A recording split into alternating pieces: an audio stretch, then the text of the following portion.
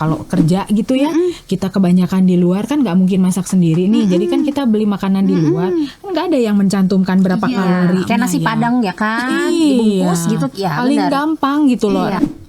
Telur itu berapa kalori. Nasi padang itu kurang lebih 500 kalori.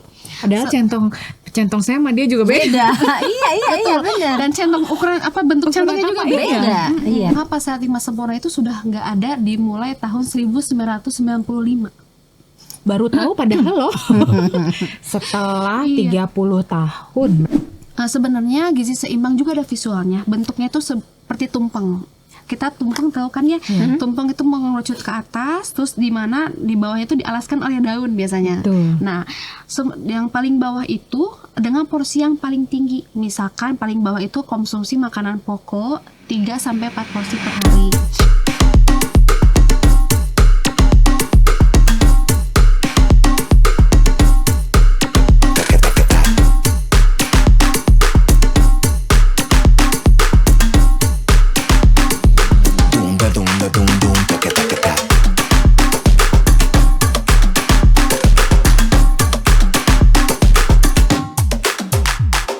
Mbak Vivi, Yes. kenapa sih ya kalau setiap episode Sendok kayaknya tuh ya Rumah Sakit Cahya Kawaluyan itu mendatangkan dokter atau ahli-ahli Yes. yang terkesan adalah kita banget gitu.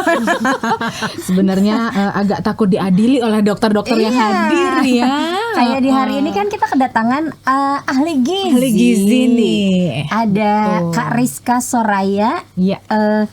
AM, Ahli madya ahli madya gizi. Nah, Iya. ini kan seperti nyentil gitu. Asa disintrek gitu. Daripada kita nanya-nanya di luar terus udah gitu urusannya cuma curhat aja tapi nggak ada solusi, kan mendingan ada ahlinya. Benar. Dan bertanyalah pada ahlinya. Iya. Karena apa? Biar kita tuh lurus gitu ya, bener Apanya gitu yang kan. lurus? Informasinya. Jadi tidak mislead. Iya, pilihan makanannya juga ya. Iya. Jadi kita tahu karena kadang-kala kita suka ini kalau urusannya sama gizi nih. Kami berdua itu yang bertolak belakang. Yang satu kadang-kala bilang pengen gendut tapi gimana caranya, yang satu pengen kurus. Nah, Jadi debat ya. Iya, terus udah gitu nggak boleh loh makan itu nanti kolesterol gitu ya. Sementara yang satu bilang tapi gue sukanya yang itu gitu. Kayak Cisa nih senangannya gorengan misalnya gitu. Aduh, terus udah gitu saya bilang aduh kalau gorengan nanti kolesterol. Tapi gue butuh protein gimana dong? Nah itu berkutat nih di kita. Nih boleh dong ya kita nanya. Boleh dong pastinya. Iya. Kalau dulu kita kenalnya adalah 4 sehat 5 sempurna. Zaman-zaman tahun-tahun kita apa? kita kecil. Oh, kita kecil. Iya kan? Betul. Zaman kita kecil itu kan 4 sehat 5 sempurna. Bener. Selalu digaungkan. Iya. Tapi kesini dibilangnya adalah bukan 4 sehat 5 sempurna lagi ya. Tapi gizi seimbang. Betul. Bedanya apa sebenarnya gitu kan? 4 sehat 5 sempurna dengan gizi seimbang. Iya. Jadi memang saya pun kan bekerjanya setiap hari edukasi. Selain edukasi itu mengukur pengetahuan klien atau pasien, dan masih banyaknya menganggap untuk sekarang itu pedoman gizi itu dengan 4 sehat 5 sempurna. Sedangkan 4 sehat 5 sempurna itu sudah nggak ada dimulai tahun 1995. Baru tahu padahal loh. Setelah 30 tahun berarti ya. Sekarang tahun 2025 katanya udah enggak ada. 26 ya, 2000. Kan hitungannya biar gampang 25 Diskon plus ya, iya.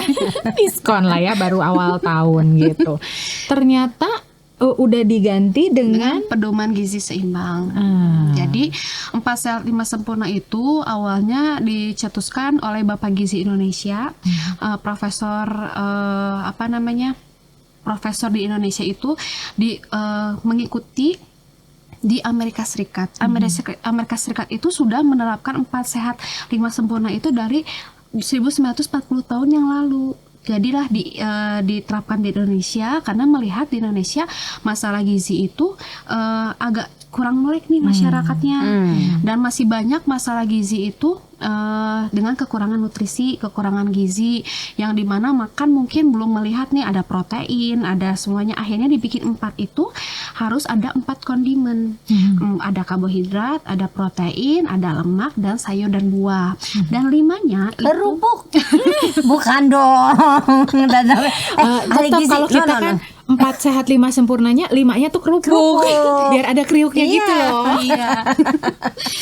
Nah, 5-nya itu adalah dengan penambahan minum susu. Makanya pada zaman itu minum susu itu pembelian susu itu meningkat. Betul. dan akhirnya salah diartikan dengan minum susu itu adalah penyempurna karena 5 sempurna yang akhirnya mungkin orang tua menganggap udah nggak usah makan yang lain-lain, susu aja karena udah sempurna tuh dengan minum susu. Dan ternyata seiring berjalannya waktu dan masalah gizi itu bukan hanya terkait kekurangan gizi, ada beban ganda gizi yaitu dengan kelebihan gizi. Jadi udah muncul nih kayak obesitas pada usia dini, terus dewasa itu udah banyak banget penyakit degeneratif yang diakibatkan oleh kelebihan gizi. Akhirnya gimana ya menangani masalah gizi nggak hanya dengan pas sehat 5 sempurna. Dan akhirnya supaya bisa masuk semuanya, jadi nggak hanya terkait makanan, dilihat dari aktivitas fisiknya, pemantauan berat badan yang secara rutin, terus juga mengkonsumsi keanekaragaman dibuatlah lebih ringkas dengan pedoman gizi seimbang. Dan pedoman gizi seimbang itu susunan makan sehari-hari dengan memperhatikan nggak hanya makanannya tapi aspek yang tadi. Oh, tapi kalau misalnya ngomongin obesitas pada usia dini, kemudian juga yang tadi penyakit degeneratif gitu ya, itu bukannya adanya sekarang-sekarang ya? Atau sekarang baru ke-blow up karena media sosial? Iya. Ternyata dulu jadi istilahnya aja yang sekarang baru disosialisasikan. Betul. Jadi banyak orang jadi tahu, oh ini degeneratif, ini apa segala macam. Tapi sebetulnya masalah itu sudah ada dari zaman dulu sebenarnya ya. Jadi mungkin sudah ada riset dan kemungkinan nih jangka kedepannya ternyata status gizi itu bukan masalah terkait gizi buruk aja. Obesitas itu termasuk dalam masalah gizi yang dimana kenapa harus mencantumkan seperti aktivitas fisik. Kita contohnya nih males. Dulu kan kita orang tua kita kalau ada makanan harus ke pasar dulu, harus masak dulu. Sekarang apa? Ada Shopee Food, ada GoFood. Masuk dong iklan nih. Nggak apa-apa. Jadi orang itu gampang banget akses untuk dapetin makanan, nggak pakai effort lagi. Jadi nggak ada aktivitas fisik, tinggal tunggu di rumah, datang tinggal makan. Kan jalan ke depan loh, ngambil. Ada ke warung, iya. Ke depan pagar, iya. Iya. Dan di situ diterapkan juga aktivitas fisik itu minimal 30 menit. Gitu. Makanya bukan berarti aktivitas fisik itu hanya misalkan berjalan, baiknya ada seperti olahraga. Kalau misalnya kita ngerasa kerja kita udah berat, itu bukan termasuk dalam aktivitas fisik juga, harus ada disempatkan olahraga gitu. Karena gini, kalau ngomongin aktivitas fisik ya, biasanya ibu-ibu rumah tangga nih, aduh saya udah ngepel, saya udah nyapu, kayak ngaku, ya kan? Tapi saya kalau udah kerja, udah aktivitas. Iya, tapi kalau itu sebetulnya di beberapa bagian ada yang memang menggunakan itu sebagai latihan fisik juga. Betul. Jadi gerakannya itu sebenarnya hampir sama Betul. sebenarnya Oke. gitu. Itu bisa disamakan nggak? Bisa, Atau pembenaran diri aja? Jadi nggak olahraga gitu maksudnya? Sebenarnya itu bisa masuk kategori aktivitas fisik, tapi mungkin durasinya yang harus kita perhatikan. Mungkin kita ngepel hanya 5 menit, tapi kan kita butuhkannya 30 menit. Sedangkan mungkin ibu-ibu jarang ya ngepel sampai setengah jam gitu, kecuali rumahnya besar banget. Makanya harus 30 menit misalkan ditambah dengan sisanya olahraga gitu. Karena jangan salah ya, ngepel tuh dengan gerakan tertentu dengan tongkat itu juga otot sisi yang sebelah itu juga bermasalah. Jadi nggak semua, jadi tidak sempurna. Kalau 4 sehat 5 sempurna itu tidak seimbang. Tidak seimbang. Tidak berarti. seimbang. Nah kalau ngomongin yang seimbang, berarti isi piringku harus apa nih? Gizi seimbang. Karena seringnya kita dengar berarti harus isi piring.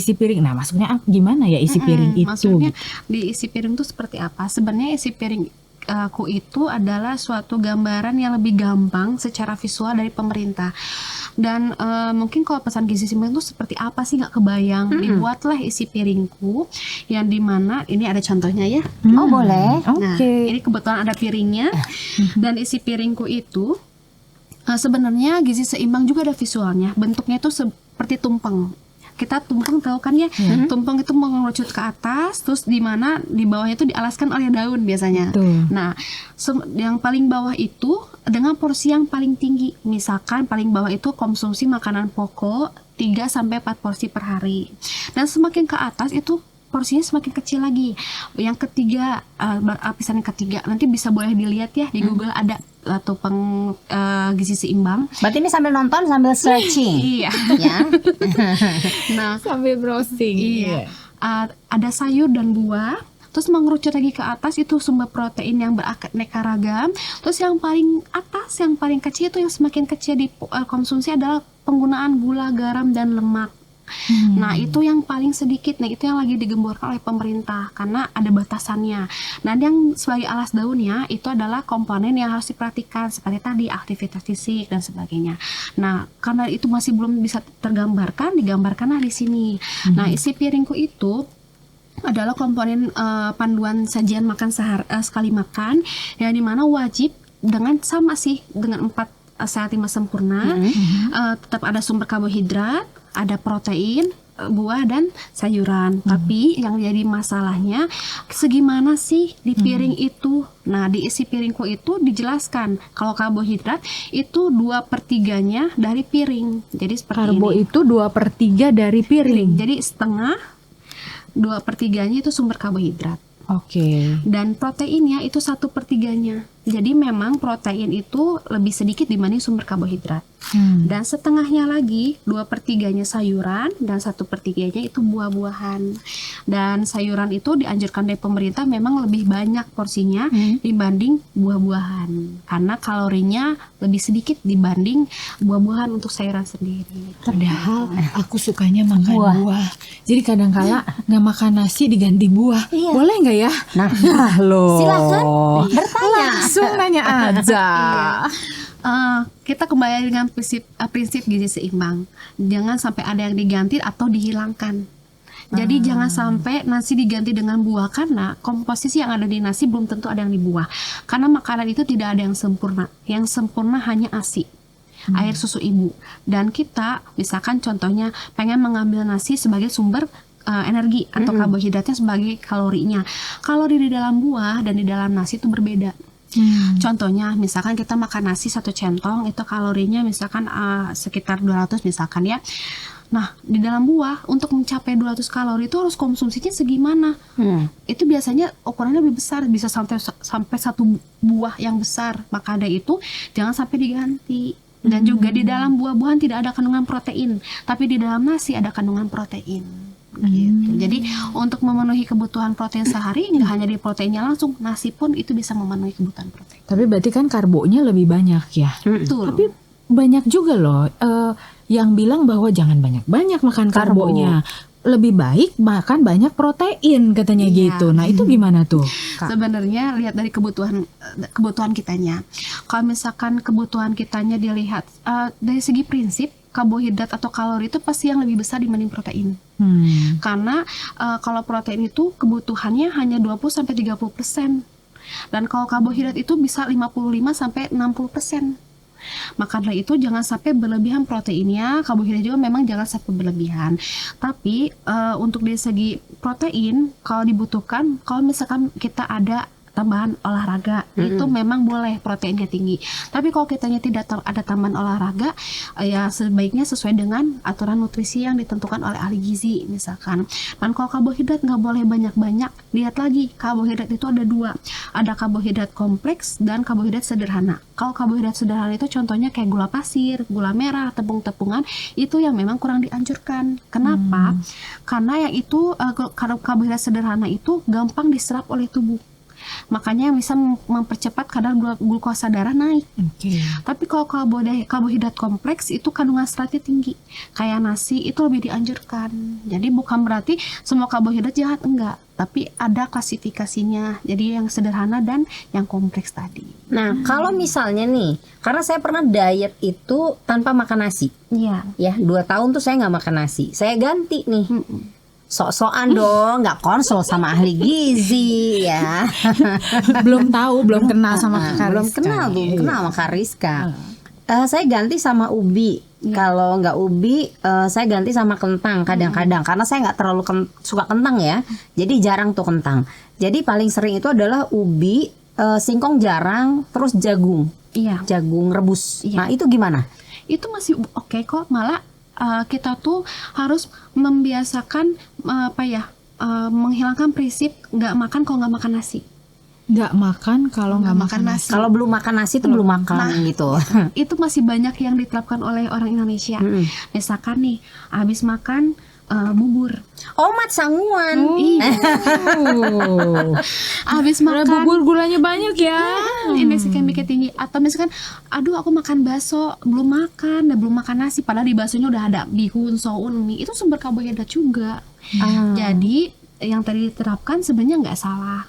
Jadi jangan sampai kita menjudge suatu makanan, karena makanan itu harus bervariasi. Jadi kalau misalnya kita nggak makan nasi, bisa diganti roti, jagung, itu nggak masalah, masih oke. Oh, roti pun nggak apa-apa ya? Nggak apa-apa. Ada tepungnya gitu? Nggak apa-apa, karena kan kita bervariasi tadi. Jadi jangan sampai setiap hari kita makannya roti, tiap hari kita makannya nasi atau misalkan jagung. Makanya di prinsip gizi seimbang itu wajib menerapkan keanekaragaman makanan. Kecuali memang ada penyakit tertentu ya. Betul. Sehingga Oh, ya. itu artinya tepung-tepungan itu memang menjadi bahan yang berbahaya buat Iya, yang bersangkutan gitu. kayak Kalau ini kan kita ngomonginnya adalah average General, ya, ya, benar. secara umum Iya. gitu. kalau ada dengan diabetes itu beda lagi. Beda lagi. Kalau secara general, apalagi untuk anak-anak, karbohidrat itu sangat diperlukan gitu, Kak. Pak, kalau misalnya nih sekarang kan banyak makanan kemasan nih, apa-apa dikemas, apa-apa dikemas gitu ya, Instan bahkan ya. betul. Nah, biasanya kan di label kemasan itu kalau yang udah terstandar kan suka ada tuh karbonya berapa apa segala macam. Gula. Sebetulnya apakah itu kita bisa lihat juga dari situ gimana cara baca yang di belakang itu gitu ya, Iya, karena iya. kita Suka baca, baca Ininya. tapi nggak ngerti juga. Ada persen AKG apalah itu Iya. gitu. Nah, gimana tuh? Iya. Kalau untuk nutrition fact itu udah banyak juga orang yang udah melek ya untuk membaca itu, karena itu penting banget. Kita cermatnya pertama kita harus lihat kayak tanggal kadaluarsa, terus dari segi bahan makanan yang dipakai, terus nutrisi yang terdapat di dalam satu makanan. Karena contohnya nih, kita itu dianjurkan konsumsi garam itu 1 sendok teh per hari, karena mengandung natriumnya tinggi. Natrium itu dengan 1 sendok garam itu 2000 mg di dalam garam. Kalau kita lihat nutrition fact di mie instan, itu natriumnya 5000. Dan kebayang dong, yang harusnya cuman bolehnya 2000, ini 5000. Yang di Kita langsung Saya pengakuan dosa dulu, Oke. boleh nggak? boleh. Kemarin saya makannya mie instan, bumbunya full, Nah, plus nasi. nah. Jadi double karbo ya. Ya, telurnya ada sih. Iya. Sayurnya ada. Sayurnya kacang panjang, saya biasanya suka pakai kacang oke, oke. panjang. Bagaimana itu? Lanjut dulu mengenai garamnya. Iya. Iya. Jadi kenapa kita pentingnya baca nutrition fact itu karena biar ngelihat kita kebutuhannya kan 2000 mg natrium per hari. Kalau kita lihat 5000 berarti kelebihan dong. Dan efeknya apa? Natrium itu sifatnya bisa meningkatkan volume darah, akhirnya mempengaruhi ke tekanan darah. Kalau tekanan darah itu tinggi kronis secara lama, ya bisa mengakibatkan penyakit jantung. Penyakit tekanan darah tinggi yang kronis. Maka dari itu pentingnya nutrition fact itu seperti itu. Terus juga kita harus melihat komposisi yang didapatkan makanan itu apa, pengawetnya itu betul pengawet makanan enggak. Takutnya kan dilihatnya ternyata ada formalin kah atau apa. Terus makanan yang diberikannya biasanya kalau sekarang tuh perusahaan udah lebih canggih lagi. Biasanya ngasih bold untuk makanan yang mengandung alergen. Oke. Kayak contohnya mengandung telur, gluten, atau misalkan mengandung olahan lainnya yang mengandung alergi. Terus juga harus melihat sudah tersertifikasi BPOM atau belum. Oke. Karena itu berarti kita udah aman gitu. Dan untuk membaca nutrition fact-nya, jujur kalau misalkan untuk orang awam pasti pusing. Pasti ini maksudnya apa ya, AKG Iya. itu apa? AKG itu angka kecukupan gizi. Yang dimana dilihat dari golongan, kita bisa lihat loh kalori kebutuhan kita secara umur. Nanti ada golongannya. Nanti kita lihat misalkan nih dari AKG-nya kita dibutuhkan 1000 kalori.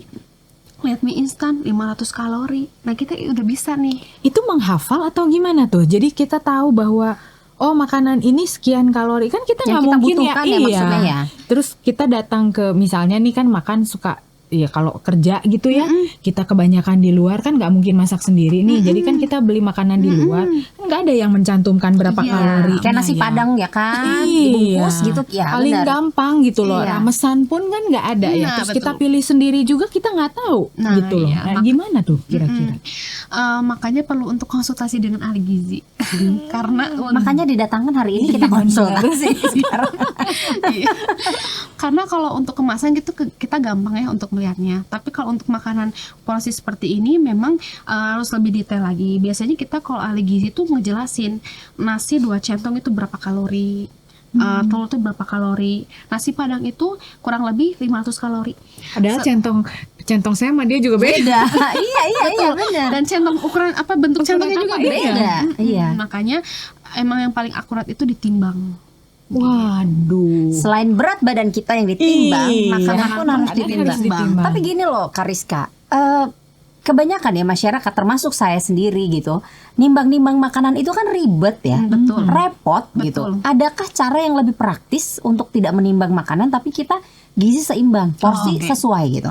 Ada biasanya kalau kita udah sering nimbang pun kita sudah bisa mengestimasi Kurang lebih ya. kurang lebih, dan itu pun ada istilahnya ukuran rumah tangga. Makanya tadi 1 centong, 1 porsi itu kalau misalkan ayam itu sekitar 1 potong. Nah untuk kita bisa mengestimasi itu memang harus perlu latihan. Karena ahli gizi pun kadang mengestimasi itu kadang masih ada yang suka salah. Maka wajibnya kita untuk menimbang bukan berarti kita nanti di luar harus membawa timbangan, nggak perlu. Tapi setidaknya Agak ribet ya. Ntar ya saya timbang dulu ya, gitu kan. tapi setidaknya kita di rumah itu bisa melihat estimasi kurang lebihnya itu seperti ini gitu. Karena memang kalau dari segi centong rumah itu pasti berbeda. Tapi untuk centong yang dianjurkan itu yang peres, yang rata. Jangan yang cekung. Karena kalau cekung itu semakin diambil tuh pasti lebih banyak. Berapa centong berarti kita harus makan? Kalau misalkan golongan dewasa gitu ya, Golongan itu dewasa. sekitar 1 sampai 2 centong maksimal. 100 sampai 200 gram sekali Peres makan. ya? Peres. Oke, kalau anak-anak Anak-anak itu sekitar 50 sampai 100 gram. berarti berapa centong? 1,5 centong sampai 1 centong. Oh, kalau anaknya pengen nambah, ya Kak, biasanya itu justru dianjurkan untuk nambah. Nah, masih banyak salahnya itu. Akhirnya banyak anak yang jujur ya, maksudnya bukan hanya berita aja, misalkan anak zaman sekarang sudah terkena diabetes, itu memang ada. Itu banyak juga pasien yang saya tangani umur di 11 tahun udah kena diabetes. Ya karena melihat anak itu harus gendut. Karena dengan makan banyak lucu, Iya, tapi dia betul. tuh nggak melihat dampak ke depannya. Jadi anak sehat itu bukan berarti anak itu gendut gitu. Dulu ya orang tuaku begitu loh masih. Kan aku memang bawaannya kurus ya. Jadi harus gendut sampai zaman dulu kan belum ada ahli gizi ya. Maksudnya bukan belum ada tapi jarang, lebih jarang ahli gizi. Jadi Dan kita belum nggak aware familiar, juga, kan? betul. Dengan yang namanya kalau apa-apa kayaknya lebih baik tanya ke ahli gizi gitu. Jadi setiap hari itu disuruh makan siang, terutama makan siang tuh harus double gitu, 2 kali lipat gitu dari. Nah, terus malam pun harus 2 kali lipat. Nah, itu benar atau salah atau gimana? Barangkali masih ada barangkali orang tua Masih, yang kayaknya begitu masih kok. kan? Masih banyak. Nah, banyak. gimana tuh? Pertama, kita tuh kalau misalkan memberikan makan kepada anak, pertama jangan ada paksaan. Kan dengan kita harus makan 2 kali berarti kan suatu paksaan. Anak itu akhirnya ada trauma nanti ke depannya ketika dewasa yang akan terus teringat. Terus juga kedua, anak itu tidak bisa menikmati makanan. Makanya sekarang banyak banget anak yang picky eater. Karena udah ditekan nih, harus makan segini, harus segini porsinya. Sedangkan anak kan ada kalanya seperti kita gitu ya. Entah itu lagi sariawan, entah itu lagi sakit perut. Maka dari itu pertama harus lihat dari kondisinya dulu, anaknya seperti apa. Terus harus hitung juga, baiknya konsultasi dengan ahli gizi, takutnya kelebihan dan kekurangan yang mengakibatkan masalah nutrisi. Karena masalah nutrisi pada anak ini lagi diperhatikan banget, lagi banyak banget masalahnya.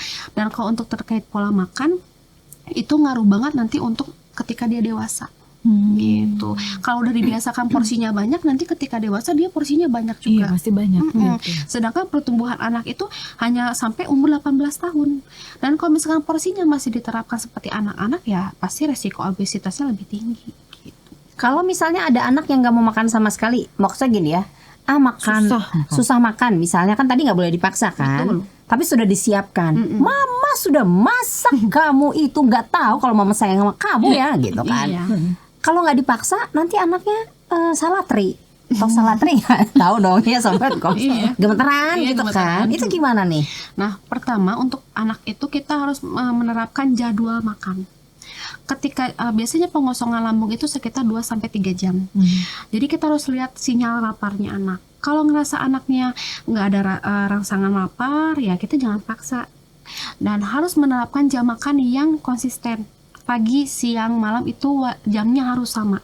Karena untuk melatih anak biasa di jam seperti itu makan. Akhirnya tidak ada penolakan. Waduh, urusan Waktu nih. penjadwalan ini Iya. agak Kenapa, Mbak? repot. Kenapa? Karena kalau kita nyontohin anak-anak harus sesuai aturan dengan jam yang pasti gitu ya, kan orang tuanya juga harus ya. Iya benar. Pertamanya kan Role harus modelnya kan orang tua. Iya. Betul. Makanya sekarang itu untuk remaja atau anak concernnya itu dari pemerintah wajib makan bareng. Wajib makan bersama Sama keluarga.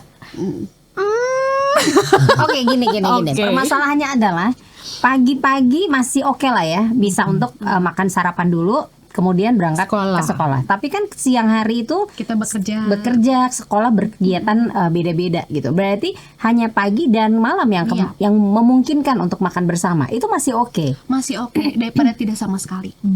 Kalau misalkan pagi nih kita masih bisa untuk bareng, malam masih bareng. Nanti ketika siang, ketika memang jadwalnya makan, setidaknya kita hubungi anaknya, ayo kita makan jam segini. Setidaknya anak bisa merasakan kebersamaan secara virtual. Selama masih sekolah mungkin dari TK atau PG sampai dengan SMA mungkin masih oke karena di sekolah ada jam tertentu kan. Betul. Ya. Tapi begitu kuliah Ya, kan benar-benar. sudah mengatur diri sendiri, justru Iya. lepas dari kekangan dan di sanalah segala sesuatu terjadi ya. Yes, jajanan Jadi, banyak. nah, Gak hanya kan? kuliah sih, SD juga banyak sih jajanan. Iya, tapi kan masih ada waktu yang dipastikan. Oh oke, bahkan ada catering sekolah. Iya, Sekarang iya, kan iya. guru-guru juga dianjurkan untuk ada catering sekolah lah atau apa gitu ya. Orang tuanya cari atau ya barengan bersama dengan orang tua yang lain, oke gitu. Nah, yang masalah itu justru pada saat dia kuliah tuh umur-umur 18, 19 sudah beres sekolah SMA, lalu mereka mulai sendiri dan di sanalah ya itu tadi nggak bisa dikendalikan. Bahkan orang tua sekarang kan dua-duanya harus kerja nih dengan kebutuhan zaman yang begini gitu. Nah, itu dia Problem kembali. problem memang. Iya. Dan bagaimana? sebenarnya sih penerapan makan bersama ini tidak harus sampai nanti anaknya udah dewasa juga enggak. Setidaknya ketika anak itu sampai umur 18 tahun. Tapi ketika udah umur 18 tahun, ketika anak itu bisa memilih untuk jam makannya sendiri itu nggak apa-apa. Karena biasanya masalah makan ketika pada umur anak itu sampai di umur 18 tahun. Berarti sebenarnya yang diambil adalah kebiasaan. Pola. Iya, Betul, pola pola tadi. makan. Betul. Jadi- Jadi udah gede pun mereka jam segini harus makan. Betul. Oh. Jadi berdampak ke dewasanya karena udah saya tiap hari makannya jam segini, dia udah punya untuk ada sinyal lapar, pengen makan, jadi nggak sampai lupa makan gitu. Jadi ketika kita sudah dia dilepas dari tanggung jawab kita, dia sudah bisa bertanggung jawab dengan dirinya sendiri karena udah terbiasa gitu. Dan Kalau di rumah.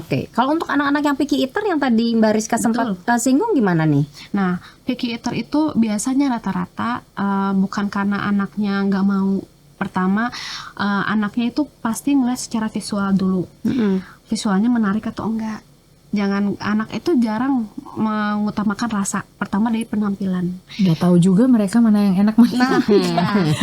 Kayak Dari anak kecil dikasih ya. nasi padang, Iya. itu pasti belum tentu mau karena melihat dari visualnya kurang menarik. oke. Iya. Terus yang kedua, kalau picky eater itu dia sering diberikan makanan hanya satu jenis. Misalkan hanya telur aja, anaknya mau telur tuh diikutin aja makan telur. Atau enggak, anaknya misalkan ada gangguan dengan mengunyah, ya udah dikasih yang lembut aja, terus akhirnya membuat anak itu picky eater. Dan penanganannya seperti apa? Pertama, kita lihat dulu kalau misalnya anak itu terkait dengan trauma, picky eaternya misalkan ngelihat nasi kayak takut gitu, kita membuat afirmasi positif supaya anak itu ngelihat oh orang tua aku makan nasi itu nggak apa-apa kok, dan kita juga harus ikut mencontohkan. Makanya pentingnya makan bersama itu seperti itu.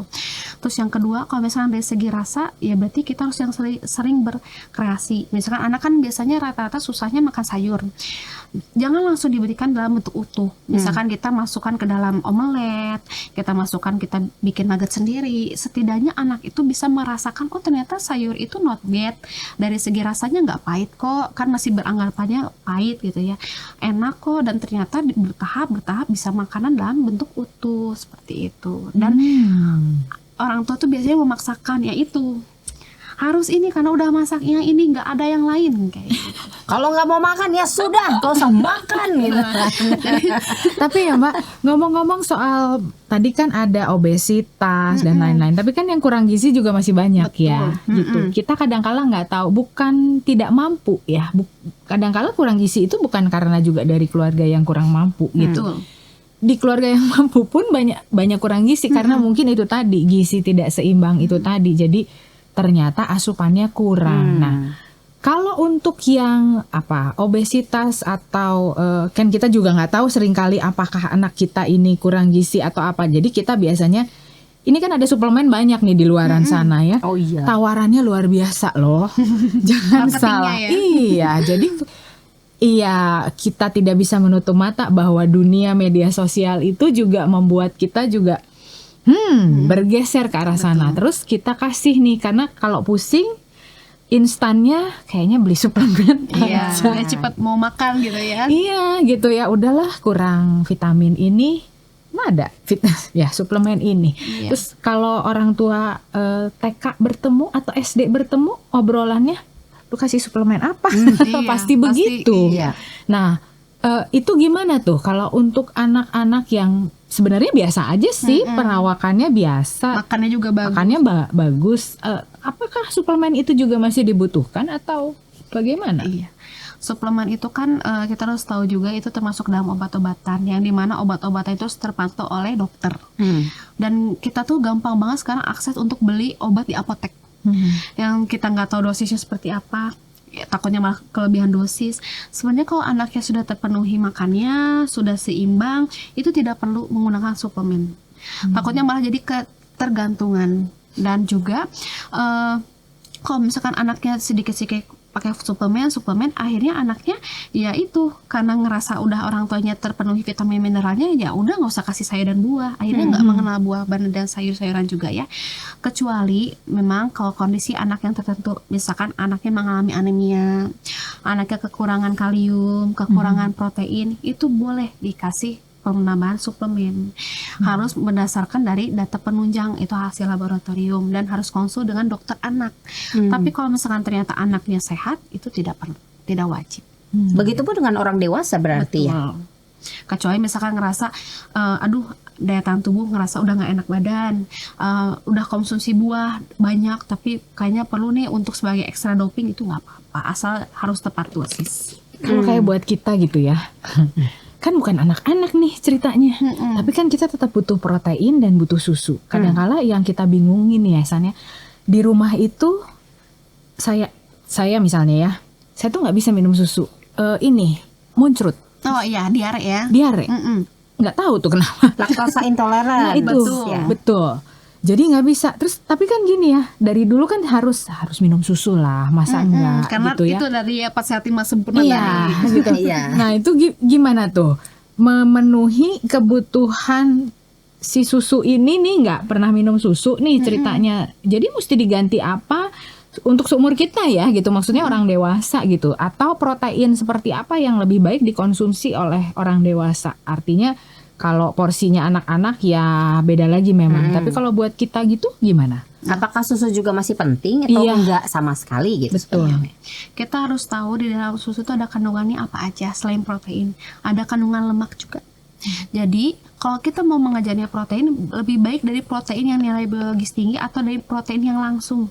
Misalkan ayam goreng yang langsung, bukan dari bentuk ultra processed ya kayak nugget. Jadi kalau susu itu tidak bisa menjadi penggantinya protein. Jadi susu itu hanya sebagai tambahan.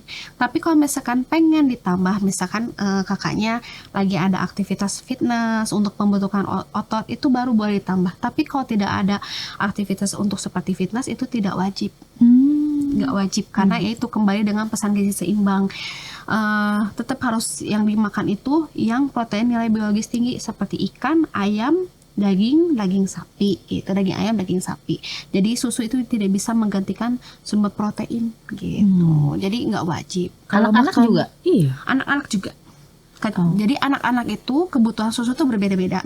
Dari 0 sampai 6 bulan itu full ASI, atau misalkan nggak bisa ASI bisa susu formula. Nanti anak bertumbuh 6 sampai 8 bulan itu ASInya 70%, 30%-nya makanan. Dan nanti ketika usianya 9 sampai 11 bulan itu udah 50-50 susu, 50% makanan. Dan nanti ketika anaknya sudah sekitar 12 sampai 24 bulan, 70% makanan, 30% susu. Dan nanti setelah 2 tahun full makanan gitu. Jangan sampai diterapkan sampai umur 5 tahun ada susunya terus. Baru tahu loh. Iya. Aku dulu dicekokin tiap pagi, pokoknya habis sarapan susu. Habis sarapan susu. Nah, Wajib susu. Iya, wajib, bahkan. benar. Iya. Selalu dibilangnya nggak apa-apa nggak makan yang lain, yang penting susunya masuk. Nah, itu berarti masih menerapkan prinsip 4 sehat 5 sempurna. Jadi menganggap si susu itu sebagai penyempurna.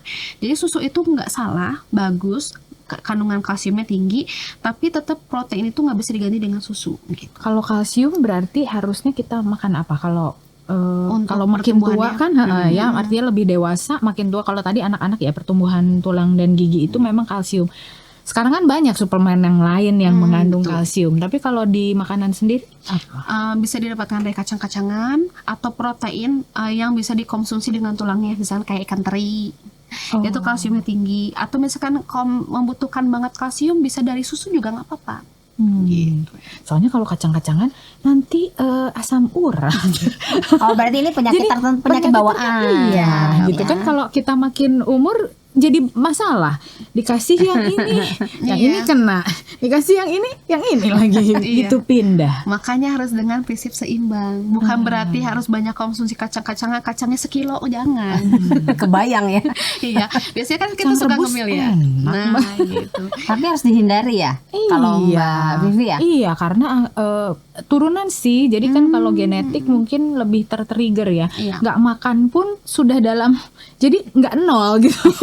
Orang lain start itu dari 0, kita start udah di gigi 1 gitu. Iya, udah duluan. Udah duluan. Riwayat Iya. ya. Betul. Kalau misalkan ngerasa dengan ada riwayat asam urat, memang pilih dengan yang lebih aman, susu atau enggak tadi ikan tadi gitu, atau ikan yang bisa dimakan dengan tulangnya itu kalsiumnya tinggi. Oh, ikan yang bisa dimakan Dengan sama tulangnya. biasanya kayak baby fish kayak gitu. Cocok. Tapi Mbak Vivi mah enaknya nggak suka ngemil kan? Nggak suka ngemil, Kalau tapi bermasalah juga. Artinya saya sebetulnya doyan sayur hijau. Tapi ada saat tertentu kenapa asam urat seperti yang naik gitu. Jadi pas waktu itu memang donor darah ya. Di situ tuh ada Mengecekkan ya. cek gitu ya. Ternyata kok segitu, jadi deg-degan. Panik ya. Kok jadi ada asam urat gitu ya. Jadi itu padahal diingat-ingat ya sih memang banyak makan kacang-kacangan sih. Karena doyan sekali sayuran hijau. Jadi takut sekian lama gak berani makan. Iya, sebenarnya kalau kasus seperti itu memang lebih baik udah dibatasi atau dihindari. Jadi asam urat itu pada dasarnya faktornya dari makanan juga. Faktor genetik kemungkinan bisa, dari makanan juga itu sangat paling utama. Yang mengandung purin tinggi. Purin tinggi itu di dalam sumber kacang-kacangan. Kacang-kacangan itu bukan hanya sekedar kacang tanah ya, kacang merah, jengkol, petai juga termasuk. Aduh, semur jengkolku, sambal petekku gitu kan. jadi inget ya kemarin waktu makan Padang justru nyari jengkol balado. Waduh. Jadi yang difikirkan, oh nggak boleh kacang, misalkan kacang tanah nggak boleh, tapi masih makan jengkol itu sama aja. Terus kalau dari segi protein yang lain itu di dalam unggas bebek tuh tinggi purin. Wah, San. Bebek bumbu hitam gimana dong Kak? Gitu. Sekali-kali nggak apa-apa ya kan? Kayaknya nggak apa-apa, asalkan kita harus selalu dicek hasil laboratorium asam uratnya. Jadi berarti habis malam ini makan bebek hitam, besok cek asam urat Besok, dan iya. lain-lain. Terus juga harus banyak minum air putih kalau punya riwayat dengan asam urat. Karena biar kan nanti si tubuh itu ada ginjal itu bisa memfilter kelebihan asam urat di dalam darah. Nah, kalau misalnya kita ginjalnya tuh memfilter, akhirnya kan fungsi ginjal jadi terganggu. Jadi dibantu dengan minum air putih yang banyak. Terus juga harus wajib konsul dengan dokter karena nanti akan pemberian obat dan penerapan diet lainnya itu lebih ke pembatasan asupan yang mengandung kayak ragi-ragian, kayak roti-rotian juga itu bisa membantu naikin asam urat di dalam darah. Gitu. Roti itu juga berakibat buat asam kalau urat. sering betul. Kalau punya riwayat asam urat. Iya. Tapi kalau misalnya enggak ada penyakit aman ya. Yang tadi boleh karbohidrat diganti dengan roti gitu ya, aman. Oke. Mbak, karena waktu kita ke mitos dan fakta. Ya. Mitos fakta pertama nih. Apakah anak yang sering dikasih telur akan sering bisulan? Mitos atau fakta? Masih ada ya yang Masih masih. Iya. Pastinya. Iya, saya pun kalau ke pasien banyakin makan telur ya, misalkan dia ada kekurangan protein gitu ya, nggak mau makan telur nanti anak saya bisulan. Aku mikir bisulan dan telur itu hubungannya dari mana gitu ya, tapi kan kita nggak boleh sampai menjudge suatu pasien, kita harus dijelaskan secara ilmiah. Telur kalau misalkan tidak dapat ada respon alergi itu tidak akan menjadi suatu bisulan, tapi biasanya bentuknya kayak gatal-gatal. Dan kalau bisulan itu akibatnya bukan dari makanan tapi dari bakteri, biasanya personal hygiene. Misalkan kita kalau misalkan di daerah kewanitaan kita jarang ganti celana dalam, terus kita jarang mandi, itu resiko bisulannya ada. Tapi kalau habis makan telur bisulan itu tidak ada hubungannya sejauh ini dari penelitian. Oke. Ada yang lebih lucu lagi. Kalau anak-anak terlalu sering makan ceker ayam, tulisannya nanti Jadi jelek ya. Tulisan jadi jauh.